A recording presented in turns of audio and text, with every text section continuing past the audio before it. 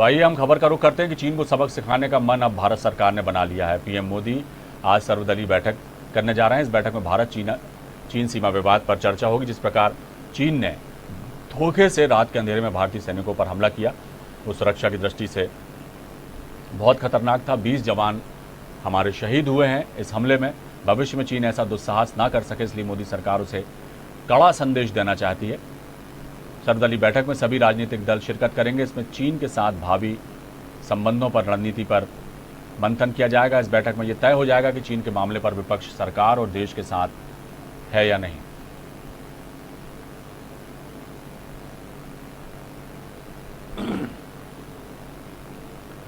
तो चीन के साथ जारी तनाव पर आज सर्वदलीय बैठक दिल्ली में होने जा रही है। प्रधानमंत्री नरेंद्र मोदी ने यह बैठक बुलाई है। इस बैठक में तमाम राजनीतिक दल शिरकत करेंगे। उनसे चर्चा की जाएगी कि किस तरह से चीन को मुंह तोड़ जवाब दिया जाए, उसके इस दुस्साहस का। और इस खबर पर हम सीधे चलते हैं। हमारे स्टेट हेड राजेश सक्सेना जी हमारे साथ लाइव जुड़े हुए हैं। राजेश जी, मामला बेहद तनावपूर्ण है और जिस तरह से चीन ने धोखा देकर हमारे सैनिकों पर हमला किया और 20 जवान हमारे शहीद हुए हैं, ये एक बहुत बड़ा मामला है और सरकार भी इस पर गंभीर नजर आ रही है। विपक्ष भी इस मामले में सर्वदलीय बैठक बुलाने की मांग कर रहा था। लिहाजा प्रधानमंत्री नरेंद्र मोदी ने आज सर्वदलीय बैठक बुलाई है, जिसमें तय होगा कि किस तरह से चीन से संबंधों पर हम अपनी भावी रणनीति तय करें, और दूसरा कि विपक्ष जो है इस मामले में सरकार के कितने साथ हैं, कितना नहीं, और विपक्ष के अभी क्या उनके सुझाव होते हैं, ये भी देखने वाली बात होगी। क्या कहेंगे? बिल्कुल अविनाश जी, जिस तरह से चीन का ये पूरा मामला है और इसके बाद जो कुछ घटनाक्रम हुआ, उससे पूरी देश के जो लोग हैं, देश की जो जनता है, काफ़ी गुस्से में है।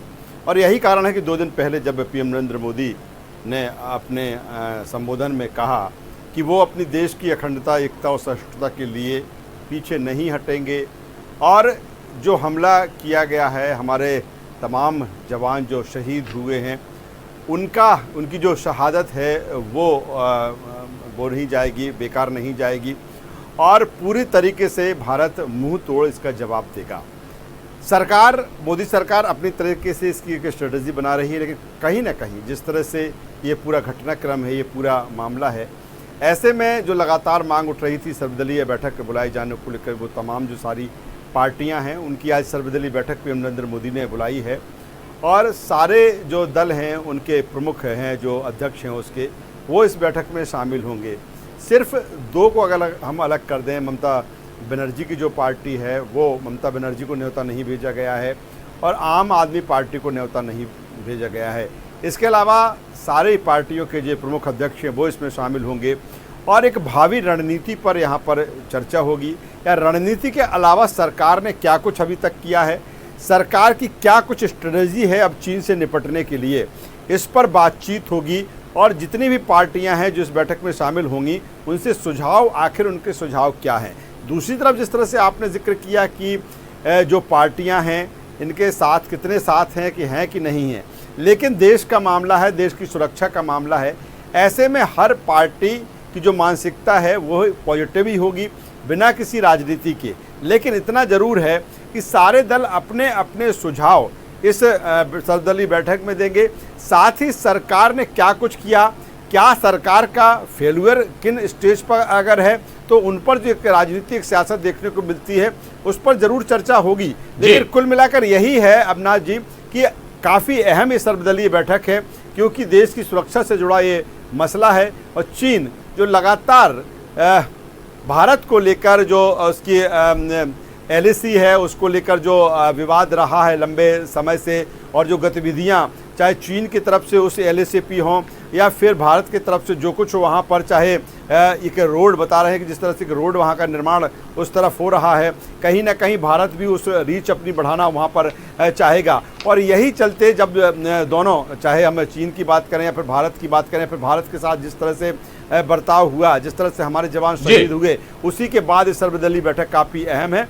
और इसमें सारे दल अपने अपने सुझाव देंगे, सरकार ने क्या काम किया है, सरकार से भी पूछेंगे कि आप किस तरह से स्ट्रेटजी आपको चीन से निपटने के लिए है, तो उसको अहम बैठक माना जा रहा है। जी राजेश जी, एक बात और है, जिस तरह से पाकिस्तान के साथ हमारे संबंध हैं और कई बार जब मुंहतोड़ जवाब देने की बात हुई तो सर्जिकल स्ट्राइक को अंजाम दिया गया और आतंकवादियों के जो हौसले हैं पस्त किए हमारी सेना ने।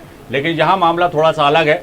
आर्थिक मोर्चे पर जो है बातें आती हैं कि आर्थिक मोर्चे पर नुकसान पहुंचाया जाए चीन को, तो शायद उसकी अकल ठिकाने आए। लिहाजा हो सकता है कि जिस तरह से अभी बात हो रही थी, कल ही प्रधानमंत्री नरेंद्र मोदी ने कहा था कि आत्मनिर्भर हमारा भारत बनेगा और आयात पर निर्भरता हमारी कम होगी।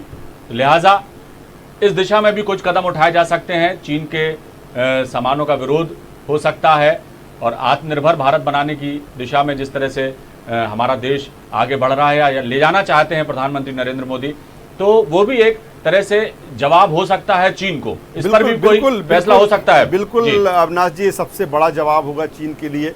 और हमने देखा कि जब से ये कोरोना काल है और ये जब बातें सामने आई कि चीन से ये जो कोरोना वायरस है वो उसके वुहान शहर से निकले और तमाम तरह के सवाल चीन पर लंबे समय से हैं कि उसी के द्वारा जिस तरह से ये वायरस फैलाया गया, उसके बाद सबसे बड़ी बात यह है अविनाश जी की जो चीन में ही जो कंपनियां हैं, जो उद्योगपति हैं, वो अब कहीं ना कहीं धीरे धीरे चीन से किनारा कर रहे हैं। कहीं ना कहीं चीन की बौखलाहट इन तमाम सारी चीज़ों को लेकर भी है। और पीएम नरेंद्र मोदी कुछ दिन पहले जिस तरह से कह के गए हैं कि लोकल के लिए वोकल, यानी कि अब ज़रूरत स्वदेशी की है। ऐसे समय में, कोरोना के संकट के समय में जिन लोगों ने आपका साथ दिया, चाहे वो किराने से जुड़े हुए हों या अन्य तरह के उत्पाद से जुड़े हुए जो रोज़मर्रा की चीज़ें आपको मुहैया कराते हैं, तो आप उनको प्राथमिकता दें। और जब ये घटनाक्रम हुआ तो हमने देखा कि पूरे देश में किस तरह से गुस्सा लोगों का दिखा, सड़कों पर कैसे लोग उतरे और जो चीनी सामान है उसको किस तरह से उसको होली के रूप में उसको जलाया गया। तो यहाँ से साफ संदेश है, जनता की तरफ से साफ संदेश और सरकार की तरफ से भी साफ संदेश है कि अब स्वदेशी को अपनाया जाए।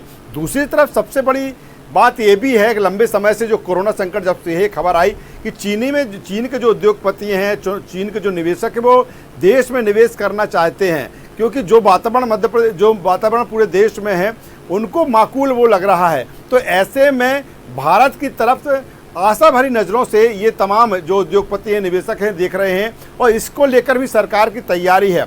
तो कुल मिलाकर दो तरीके से चीन को अटैक करने की तैयारी, एक तो जो सेना के साथ में जो तैयारी है, देश की सुरक्षा बलों की जो तैयारी है, उसके अलावा आर्थिक मोर्चे पर घेरना, क्योंकि सबसे ज़्यादा सामान चीन में उत्पादित होता है और भारत एक बहुत बड़ी मंडी चीन के लिए है। ऐसे में इस तरह का जो उस पर काउंटर होगा, निश्चित तौर पर चीन इससे उसकी जो अर्थव्यवस्था है कहीं ना कहीं चौपट होगी और अन्य देशों की भी यही तैयारी है। तो ऐसे में जो चीन है सब तरफ से घिरता हुआ जरूर दिख रहा है, लेकिन जो भारत की तैयारी है इन्हीं दो सेक्टर पर फोकस है। जी चलिए, बहुत बहुत शुक्रिया राजेश जी। और देखना होगा कि सर्वदलीय बैठक में क्या कुछ उसका निचोड़ निकल कर आता है और किस तरह से चीन पर दबाव बनाया जाता है कि एक बार तो उसने ये हरकत कर दी, लेकिन अब वो ऐसा दुस्साहस ना कर पाए। बहुत बहुत शुक्रिया राजेश जी इस तमाम जानकारी के लिए।